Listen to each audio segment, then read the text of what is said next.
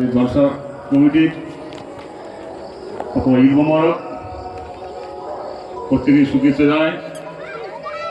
খুব বেশি কথা বলবো না, মা মহিলারা মায়েরা সব বসে আছে, তাড়াতাড়ি দু চারটে কথা বলবো বলে শেষ করে দেবো। এই যে আমাদের ছেলেগুলো বাচ্চা কাচ্চার যে একটা সামাজিক যে অনুষ্ঠান জলসা, এই জলসাটা হচ্ছে খুব সুন্দর জিনিস। 30 দিন মানুষ 30টা রোজা করেছে, কোনো জায়গায় বেরোবার টাইম পাইনি।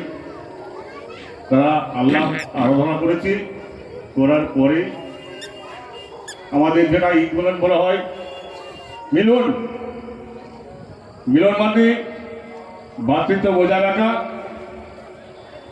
পাঁচজনকে নিয়ে তোলা, সে হিন্দু হোক, মুসলিম হোক, খ্রিস্টান হোক, জৈন হোক, বুদ্ধ হোক, আমরা মানুষের পরিচয়।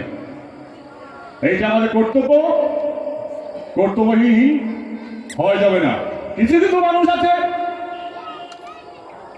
আমরা শুনতে পাচ্ছি কিছু কিছু মিডিয়ায়, তোমরা এটা করো ওটা করো না, করো না, এটা মানুষের কম্ব নয়। কিছু মিডিয়ায় শুনছিলাম আগামী 6 তারিখে রামনবমী আছে, হনুমান উৎসব আছে, আমাদের অনেক জায়গায় জলসা আছে, আমাদের স্বল্পভাবে চলতে হবে। এইটা মুসলিমের নীতি, মুসলিমের আদর্শ।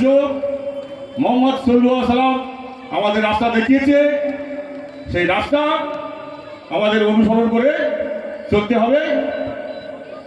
এই আমাদের মুসলিম সমাজ, মুসলিম ধর্ম এইটা আমাদের শিখিয়েছে। কোনো গুজবে কান দেবো না।